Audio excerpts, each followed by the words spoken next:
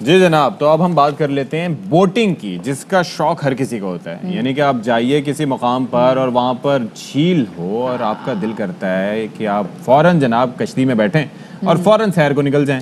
دل تو لیکن یہ سب کا خطرناک کرتا بھی ہو ہے. سکتا ہے. بالکل جی، کیونکہ احتیاط لازم ہے. تھوڑے بہت سکلز بھی اس کے حوالے سے ریکوائرڈ ہوتے ہیں، ورنہ ایسا نہ ہو کہ بے احتیاطی کے سبب آپ کسی حادثے سے دوچار ہو جائیں. اچھا جی، جو کشتی بان ہے وہ کہتے ہیں کہ جو سیاحتی مقامات پر آنے والے سیاحوں کو پانی کی سطح، اس کے رفتار، اس کے بہاؤ کے بارے میں معلوم نہیں ہوتا، اور وہ یہ بھی نہیں جانتے کہ یہ جو بوٹنگ ہے جس کو آپ کشتی رانی کہتے ہیں یا نہانے کے لیے کتنا پانی موزوں ہوتا ہے. لہٰذا جب وہ تفریح کے عرض سے آتے ہیں تو ڈوب جاتے ہیں. اور حال ہی میں صوبائی حکومت خیبر پختونخوا نے ریسکیو 1122 کے جانب سے ایک ضابطہ اخلاق بھی بنایا، جس کے تحت خراب موسم کی وجہ سے کسی بھی سیاحتی اور بوٹنگ کے مقام پر 6 گھنٹے پہلے اس کی تشہیر کی جاتی ہے کہ موسم خراب ہے. جناب اور بھی بہت سی چیزیں ہیں جن پر غور کرنا ضروری ہے. میں تو کہتا ہوں کہ پورا ایک کورس کر کے جائیں، کیونکہ معاملہ زندگی کا ہے. بالکل جانی ہے تو یہ چیزوں کا دھیان دینا ہوگا. پانی بڑا ظالم ثابت ہوتا ہے. تو اسی حوالے سے ہم بات کر لیتے ہیں ریسکیو 1122 کے ترجمان بلال احمد فیضی صاحب اس وقت براہ راست ہنستے مسکراتے ہمارے ساتھ موجود ہیں. فیضی صاحب فرمائیے گا، بہت شکریہ سب سے پہلے تو آپ نے ہمارے لیے وقت نکالا. اب یہ بتائیے کہ یہ احتیاط جو ہے لوگ کر نہیں پاتے، اور جو وہ کشتی بان وہاں پر ہوتے ہیں تو ظاہر ہے کہ ان کے اوپر پاس بھی ایجوکیشن بھی ہونی چاہیے، ان کے پاس پراپر جو ہے لائف جیکٹس بھی ہونی چاہیے. ہوتا ہے یہ سارا کچھ ان کے پاس؟ سب سے پہلے تو میں آپ کا شکریہ ادا کروں گا. اس کے بعد کشتی رانی ایک بہت ہی مفید اور ایک اچھا اقدام ہے خیبر پختونخوا حکومت کی جانب سے بھی، کہ جتنے بھی سیاح آتے ہیں پورے پاکستان سے، پھر بالخصوص جو ہمارے اپنے علاقے ہیں وہاں سے لوگ آتے ہیں تو وہ محظوظ ہوتے ہیں اس سے. تو ہمارے پاس ان گزشتہ 10 سالوں میں 2000 سے زائد جو ہے وہ ایسے واقعات آئے ہیں جس میں لوگ جو ہے وہ ڈوب گئے تھے.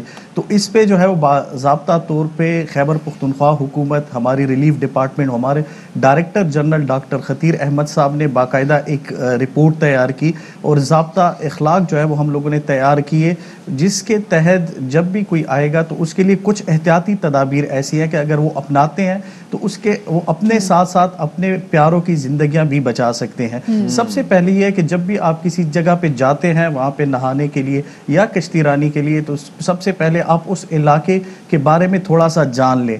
ہمارے یہاں پہ ایک کہاوت مشہور ہے کہ کوئی بھی سمندر، جھیل یا نہریں جو ہیں وہ کسی بھی نئے آنے والے شخص کو برداشت نہیں کرتی.